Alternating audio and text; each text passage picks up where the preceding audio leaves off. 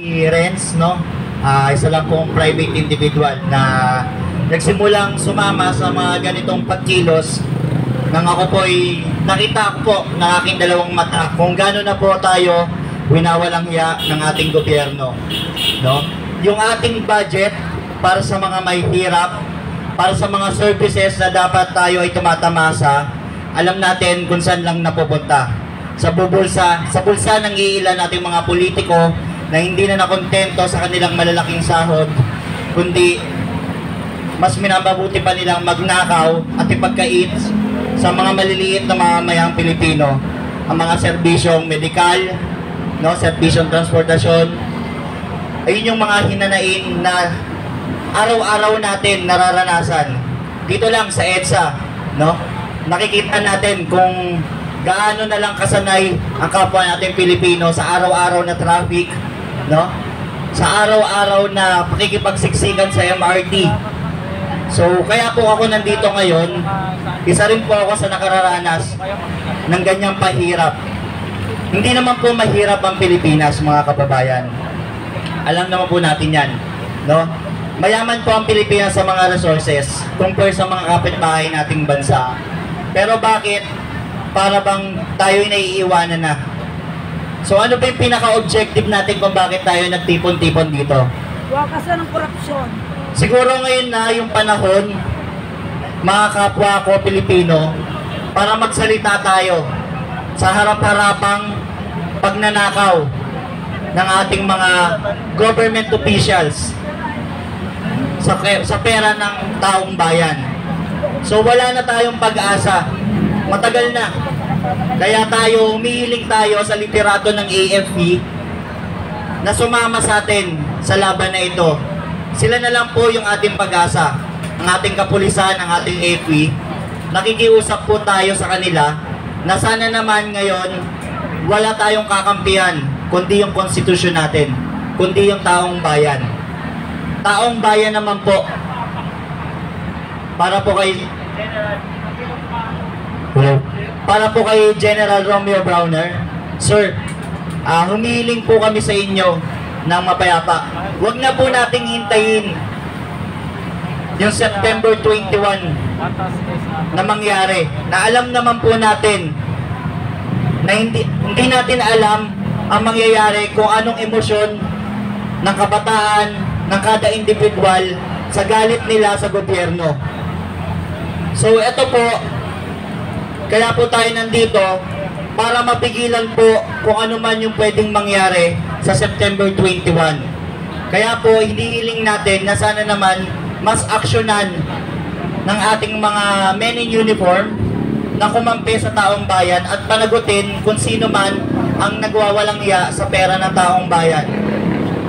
Mga kapatid, isa lang po sa sentimento natin sa pang-araw-araw na buhay, makikita po ninyo. Pag pumunta po kayo ng public hospital, makikita po ninyo kababayan natin doon, nakapila sa labas dahil sa kakulangan ng mga hospital beds, sa kakulangan ng mga doktor, dahil wala po silang budget. Sabi nga po ni Ate Amor kahapon, may ultimo paracetamol sa ating mga health center. Wala pong budget. Pero makikita po natin ang mga corrupt officials natin. Talagang tumatamasa sila sa pera ng taong bayan. Makikita po natin yung kanilang mga bagong piling jets, yung kanilang mga designers bag. Lahat po ng luho na galing sa pera ng taong bayan na dapat sana napupunta sa basic na services ng ating pamahalaan. So ayun po yung masakit sa atin. Tayo po bilang isang individual sumusweldo na 645 a day. So more or less parang 14,000 naman. Pag pumasok ka ng buo, pag umabsent ka may kaltas, kailangan walang lates. Pag degree holder ka naman po, pahirapan pa makakuha ng 30,000 naman na sahod. Hindi naman po tamad ang Pilipino. Matatalino po ang Pilipino, pero bakit po ganon? Kahit ano pong sipag natin, kahit ano pong banat natin ng buto, mga motorista natin, bakit hindi po tayo nakakaranas ng pag-unlad? Paulit-ulit lang po simula sa mga dating administrasyon, panahon pa ng malayong administrasyon, gano'n na po ang problema natin. Napag-iwanan na po tayo ng mga kapitbahay nating bansa. So, yun lang na po. Hindi naman po tamad ang mga Pilipino. Nasanay lang po tayong tumahimik dahil sa lantarang korupsyon. Kaya po tayo nandito ngayon, hinihiling po natin na sana kahit ngayon, umaksyon po ang ating chief, ang ating sa liderato po ng AFP na si General Romeo Browner, na sana naman po sumama po sa taong bayan. Wala pong kulay, walang politika, taong bayan lamang po nananawagan. Huwag na po nating hintayin na matulad tayo sa mga ibang bansa na magkaroon ng malaking kaguluhan. Ayaw po natin nun. Kaya po ngayon, kung sakaling sasama po sa atin, sa panawagan natin, si General Romeo Browner, baka mapigilan pa po natin yung ganong kaguluhan. Ayaw din po natin na may madadamay na kabataan na first time sasama sa ganong pagtitipon pero masasaktan. Yun po yung ating iniiwasan. Kaya po nandito po tayo ngayon sa harap ng Camp Aguinaldo para po manawagan. At pati na rin po sa ating mga kababayan na nanonood sa social media, mga kababayan na minamahal ko, ito na po yung panahon para tayo po yung magkaisa. Wala pong politika, isang tabi po natin ang politika. Kung sino man po ang inyong sinusuportahan, isang tabi na po muna natin. Dahil ang una pong kalaban natin dito, ang tunay na nagpapahirap sa bayan. At yun ang number 1 nating kalaban, ang korupsyon. Kaya sana po, nandito po kami sa may EDSA, harap po ng Camp Aguinaldo, Gate 4.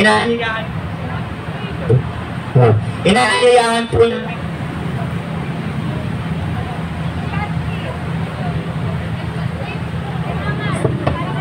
Inaanyayahan po namin kayo kung dadalo po kayo sa September 21, may gaganapin po kami ditong payapa na pagtitipon o protesta laban sa korupsyon.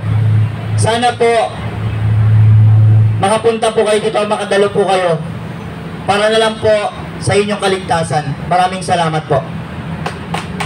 Okay. Maraming salamat po, Kuya Renz. Ito po ang ating tarpaulin ay isang panawagan po ito kay Ginoong Browner na ang sinasabi, the people want to talk with us.